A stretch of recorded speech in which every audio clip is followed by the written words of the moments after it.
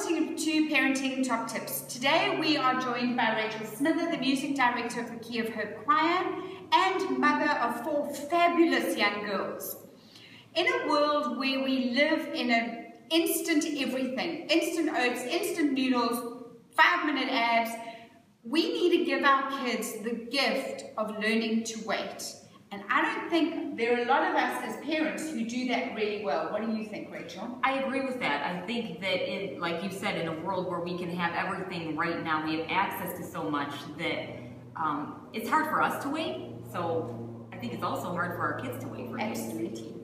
And so I was thinking about you and the way that you've raised your girls, and I remember watching Chanel, who is now 14, going on her very first kids' church camp, and asking her why her sisters weren't coming. And she said, because we take turns.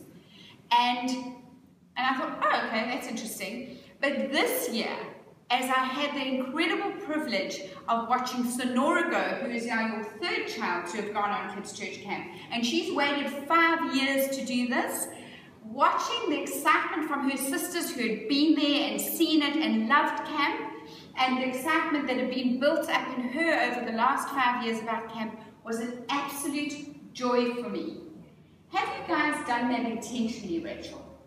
I think we have. We don't always do things intentionally, but yes, there are things that our kids have to wait for. And I think part of the important piece of that puzzle is that we've taken a long-term view of parenting our children.